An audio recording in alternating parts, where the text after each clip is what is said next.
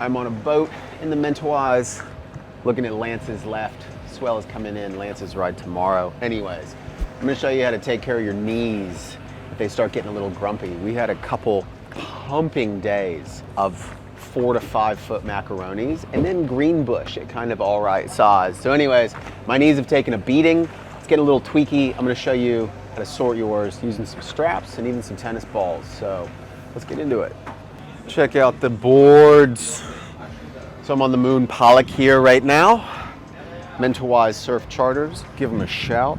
Amazing boats and boat trips. I'm gonna cruise to the front, find some space to show you how to sort out your knees.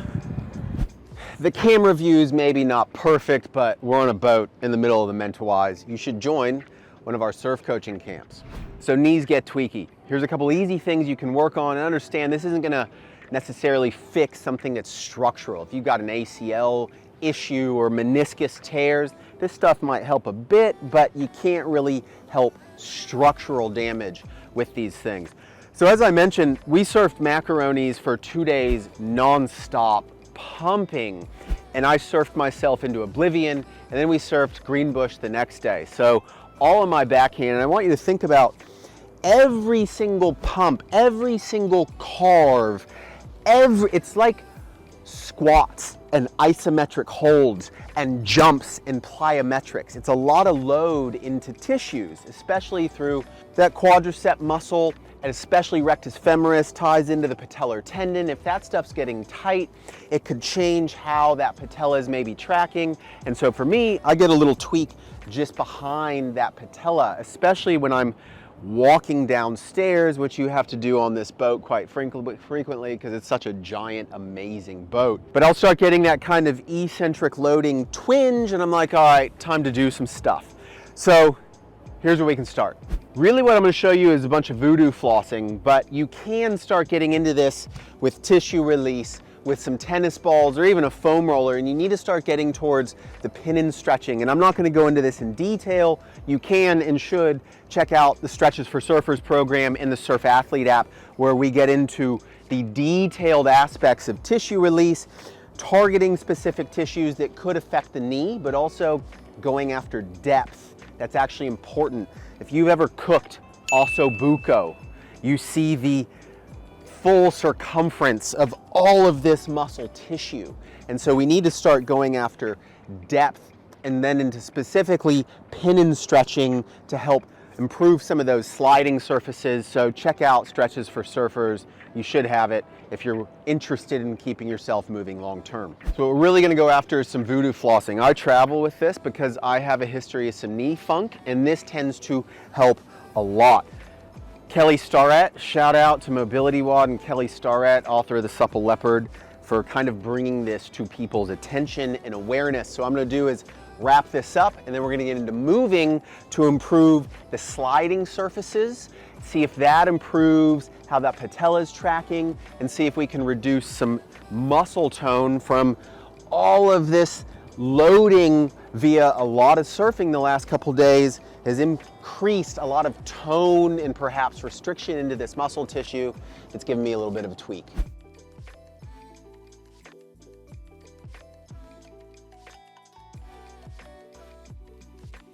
So I've got that wrapped up good and tight. There's not necessarily a magic to it. But then what we're gonna start with is open chain mobilization, meaning my foot's not on the floor. And I'm just starting to flex and extend that knee. And because I'm trying to affect tissue above the knee that could be affecting that patella tendon, I concentrate a lot of the wrap above the knee joint, going up into those quads.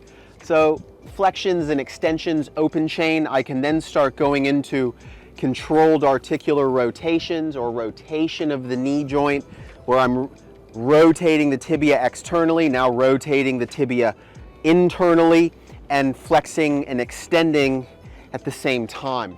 So I'm hitting some rotational aspects as well as flexion and extension.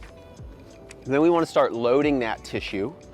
So I'll kind of get into a kneeling position and flexion and extension. So this is starting to load more gravitational load into that tissue and going through, again, flexion and extension. I'm trying to see if I can affect how all those tissues are interacting and sliding over one another.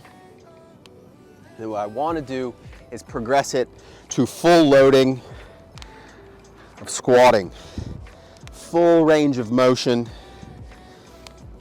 Getting that good knee bend. I'm getting no pain or discomfort. Again, I only really experience it when I'm walking downstairs, but this will generally pretty much always alleviate it.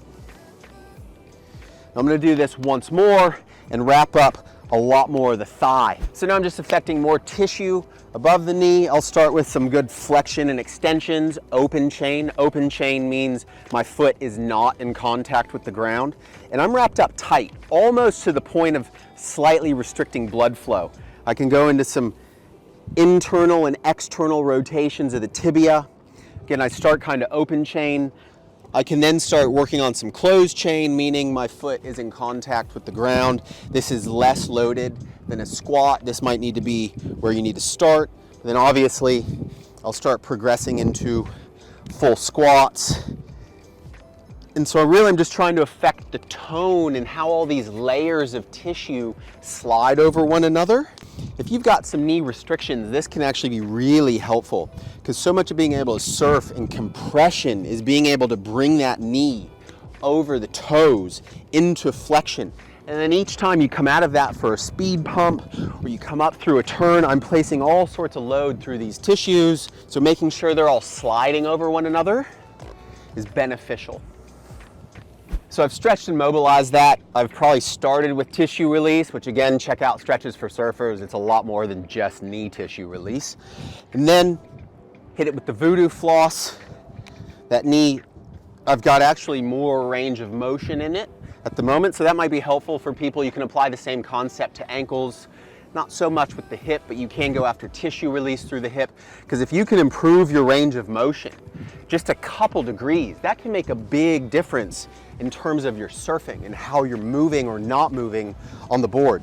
So then lastly, you can follow it up with some type of knee focused quadricep stretching. Maybe it's a couch stretch if you follow Kelly Starrett. I would start going after kind of more of a myofascial stretch of the quadriceps and rectus femoris, where I'm getting everything fascially involved. It's just kind of a progression of a good quadricep stretch. If you want to look more into the fascial stuff, check out Surf Doa or Eldoa for Surfers, or you can start implementing some good quadricep hip flexor stretches and get into the loading, which again, we touch upon in Stretches for Surfers in the app. But really, if you know how to stretch some quads and hip flexors, get into that. We've tissue released, Voodoo flossed, applied some stretching, and that knee is feeling sweet. So then I could just retest it. How's it feel with eccentric loading? And that's groovy. That's good to go, which is a nice thing because we've got a building swell here at Lance's left, and tomorrow Lance's right should be pumping for our last day of our surf trip. So give it a go, see if it helps. Apply those concepts to other joints of the body if needed. I've mentioned it before, check out the Surf Athlete app and Stretches for Surfers 2.0. We go into this in extreme detail, and I think it's time to go surf. Check out this amazing part of the world.